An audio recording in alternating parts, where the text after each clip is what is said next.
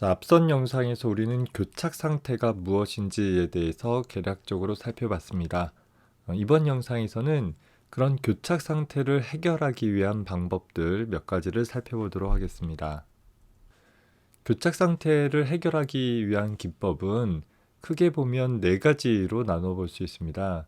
먼저 교착 상태 예방이라는 방법이 있는데, 우리 앞서서 교착 상태 발생 요건이 네 가지가 있었죠.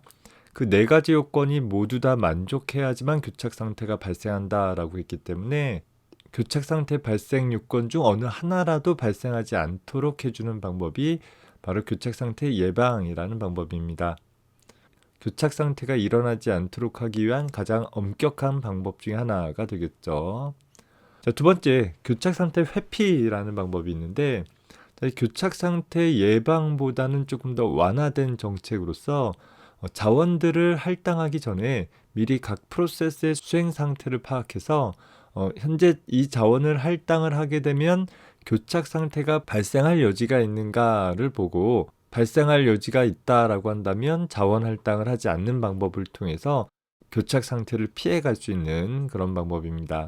세 번째 방법은 교착 상태가 발생되어질 수 있는 가능성을 그대로 그냥 노출해 놓고 다만 시스템을 사용을 해 나가면서 교착 상태가 탐지가 되어진다라고 하면, 교착 상태가 발생됐다라는 것이 탐지가 되어지면 그 상황을 복구하는 과정을 통해 가지고서 교착 상태를 해결하는 기법입니다. 앞서서 살펴본 예방이나 회피라는 방법들을 적용하려고 하다 보면 아무래도 자원을 좀 더 효율적으로 사용할 수 없는, 다시 말해 시스템 내에서 공유되어지는 자원들을 과도하게 제한해서 사용하다 보니까 효율성이 좀 떨어지는 문제점들이 있어서 그 부분에 대한 성능을 좀 개선하기 위한 그런 방법이기도 하고, 마지막으로는 아예 교착 상태에 대한 어떠한 처리도 하지 않는, 소위 무시하는 그런 방법들을 선택하기도 합니다. 언제 발생될지 모르는 교착 상태를 위해서 과도하게 시스템을 감시하거나 자원 활용을 제한하기보다는 교착 상태가 발생되어지면 사용자가 알아서 처리해 주겠지 라는 관점에서, 다시 말해서 운영체제 입장에서는 교착 상태가 발생되지 않을 것이다 라고 가정을 하고 그냥 처리를 해나가는 그런 방법입니다. 우리가 사용하는 대부분의 운영체제가 이런 교착 상태에 대해서는 사실 특별한 처리들을 하지 않고 그냥 무시해버리는 그런 정책들을 취하고는 있어요. 하지만 그런 교착 상태의 발생이 시스템 전체에 큰 문제를 야기시킬 수 있다라고 한다면 자원들의 사용을 조금 더 덜 효율적으로 사용한다 하더라도 교착 상태에 대한 적절한 처리들을 해줄 수 있는 시스템으로 구성해야 할 것입니다. 자, 앞선 네 가지 방법 중에서 이제 교착 상태 예방이라는 방법에 대해서 좀 살펴보도록 하겠습니다. 어떻게 교착 상태를 예방할 것인가에 대한 이야기가 되겠어요. 먼저 우리 교착 상태가 일어날 수 있는 네 가지 상황들 중에서 첫 번째 조건인 상호 배제라는 조건이 일어나지 않도록 하면 교착 상태가 발생되지는 않을 거예요. 자, 그런데 상호 배제라는 것은 현재 시스템에서 사용을 하고 있는 자원들 중에서 이미 적절하게 공유할 수 있는 자원들이라고 한다면, 예를 들어 읽기 전용의 파일이 있다, 혹은 어떤 파일을 읽기 모드로 공유해서 사용을 한다라고 하면 하나의 파일을 다수의 프로세스들이 동시에 사용한다 하더라도 전혀 문제가 되지는 않을 것입니다. 다시 말해서 해당하는 자원에 대해서 배타적으로 접근할 필요 자체가 없다라는 것이죠. 이렇게 이미 공유할 수 있는 자원인 경우에는 상호 배제를 논할 필요가 없을 것이고, 어떤 특정 시점에 다수의 프로세스에 의해서 공유할 수 없는 자원들이 있다라고 한다면, 예를 들어서 프린터와 같은 출력 장치가 있다라고 하면 이런 자원은 어느 한 순간에는 하나의 프로세스에 의해서만 사용되어져야 함이 보장되어져야 하는 그런 대표적인 자원이 되겠죠. 적절하게 사용을 하기 위해서는 반드시 프린터라는 자원에 대해서 배타적으로 접근할 수 있는 일들이 필요한데, 만약에 우리가 프린터라는 자원을 배타적으로 사용하는 일을 하지 않는다라고 한다면, 왜? 교착 상태를 예방하기 위해서 소위 상호 배제 조건을 방지하고자 프린터는 앞으로 배타적으로 사용하지 않겠다라고 한다면 프린터라는 자원 자체에 대한 처리가 잘못되어져 버리는 일이 일어나게 될 것입니다. 결론적으로 우리가 교착 상태를 예방하기 위해서 상호 배제가 일어나지 않도록 한다라는 것은 말이 되지 않는 그런 상황이다라는 것이죠. 상호 배제 조건을 방지한다라는 것들은 우리가 선택할 수 있는 해결안이 될 수 없다라는 것입니다. 자, 따라서 교착 상태를 예방하기 위해서는, 즉 교착 상태가 일어날 수 있는 4가지 조건 중에 하나가 일어나지 않도록 하기 위해서 우리가 선택할 수 있는 첫 번째 방법은 점유와 대기 조건을 방지하는 방법을 생각을 해볼 수 있을 것입니다. 어떤 프로세스가 자원을 요청을 할 때 다른 자원들을 점유한 채로 또 다른 자원을 요청을 하는 것이 바로 점유와 대기 조건이었었죠. 그렇다라고 하면 어떤 임무의 프로세스가 자원을 요청할 때에는 다른 자원들을 점유하고 있지 않다라는 것을 보장을 해주면 되지 않겠느냐라는 것이에요. 그래서 다시 세부적인 방법으로 보면 첫 번째로 각각의 프로세스는 실행을 시작하기 전에 자신의 실행에서 필요한 모든 자원들을 요청을 해가지고서 할당받은 후에 실행을 하자라는 거예요. 실행하는 도중에 어떤 자원이 없어서 내가 일부 자원을 가지고 있는 채로 다른 자원을 요청하는 일을 수행하도록 하지 않도록 하기 위해 필요한 자원 할당들을 일괄 처리를 해놓고 나서 수행을 하자라는 것이 첫 번째 세부 방법이고, 두 번째 세부 방법은 각각의 프로세스는 실행을 위해서 일부 자원들에 대해 요청을 수행할 수 있도록 하되, 추가적으로 자원이 필요하다라고 한다면, 예를 들어서 내가 5개의 자원이 필요하다라고 하면 첫 번째 세부 방법은 5개의 자원을 다 확보한 후에 실행을 시작하는 거라면, 두 번째 방법은 그 중에 일부, 예를 들어서 3개의 자원을 확보하고 있는 상태에서 일단 실행을 수행을 하되, 추가적으로 자원이 필요한 경우, 나머지 2개의 자원 중에서 어느 하나 이상이 필요한 상황이 발생되어지면 내가 3개를 가지고 있는 채로 나머지를 요청을 하게 되면 점유대기 조건이 성립하게 되어지니까, 추가적인 요청을 할 때에는 현재 내가 가지고 있는 자원들을 다 방출하고 나서 그리고 내가 필요한 자원들을 한 번에 요청을 하는 방식으로 어떤 임무의 프로세스가 자원을 요청할 단계에는 어떠한 자원도 점유하고 있지 않은 상태를 유지할 수 있도록 해보자라는 것입니다. 세부적인 방법에 대한 차이는 있기는 하는데, 점유대기 조건을 방지한다라는 첫 번째 방법은 상대적으로 자원 이용률이 굉장히 낮아지게 되어질 수 있고, 또 특정 프로세스 입장에서는 자원을 할당받지 못하는 기아 상태가 발생할 수도 있는 그런 방법이기도 합니다. 상대적으로 자원을 확보받아야지만 일을 수행을 할 수 있는 프로세스 입장에서는 이 방식으로 처리하게 되어지면 시스템 내에서 프로세스들의 처리율 같은 부분들이 굉장히 떨어져 버릴 수 있는 가능성이 있는 방법인 것이겠죠.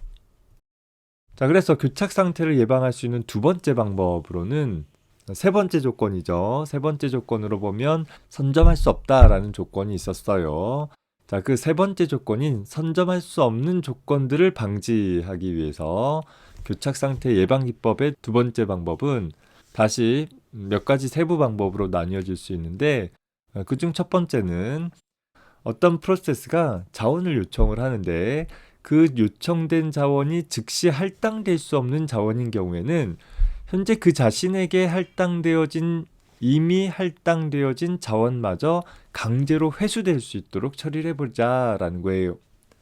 우리가 기본적으로 모든 자원들은 선점되지 않는다라고 했었는데, 내가 남의 걸 뺏어오는 것이 아니라 내가 일을 수행을 하기 위해서 필요한 자원을 획득하려고 했는데 그 자원이 이미 다른 프로세스가 사용하고 있어서 내가 획득할 수 없다면 내가 선점하고 있는 자원을 반납해버리는, 강제로 반납해버리게 되는, 왜냐하면 어차피 내가 그 자원을 가지고 있어봐야 일을 할 수가 없는 거잖아요.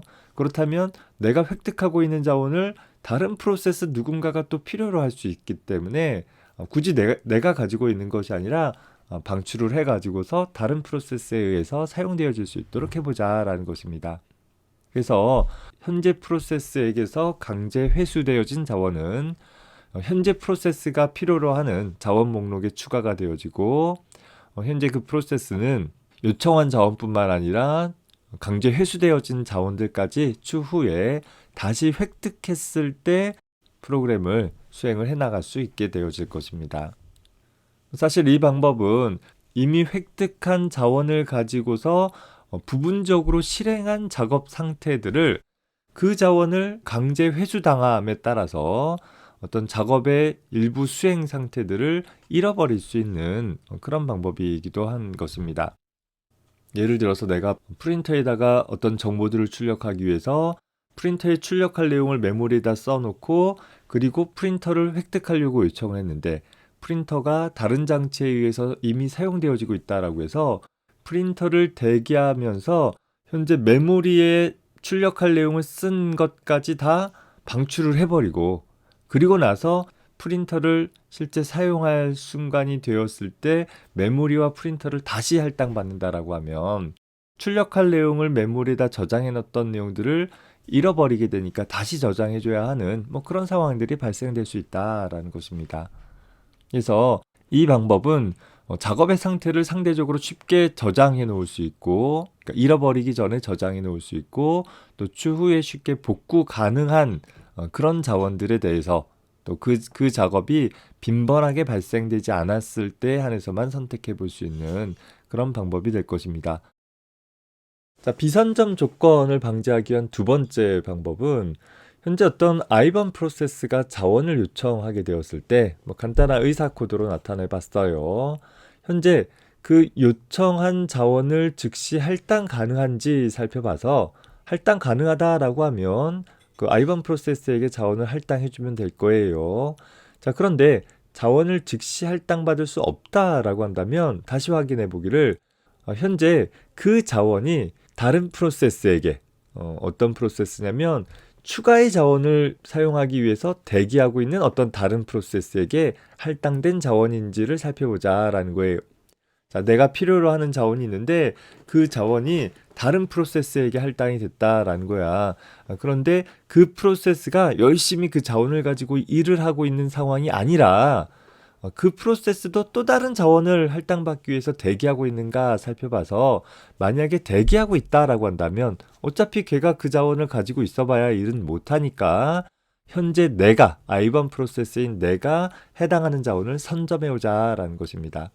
해당하는 프로세스로부터 자원을 뺏어올 수 있다라는 것입니다.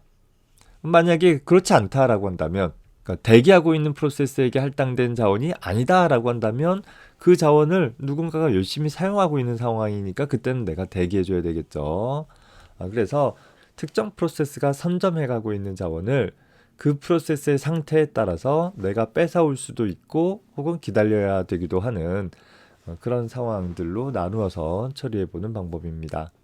세 번째 방법은 비선점에 대한 세 번째 방법은 프로세스마다 우선순위를 두어서 우선순위가 높은 프로세스가 빨리 일을 처리할 수 있도록 하기 위해서 우선순위가 높은 프로세스가 요구하는 자원은 무조건 우선순위가 낮은 프로세스로부터 뺏어올 수 있도록 선점해 올 수 있도록 처리해 볼 수 있는 그런 방법도 있을 수 있습니다. 이 경우에는 상대적으로 우선순위가 낮은 프로세스들은 일을 제대로 진척시키지 못할 수 있는 그런 단점들도 있겠네요.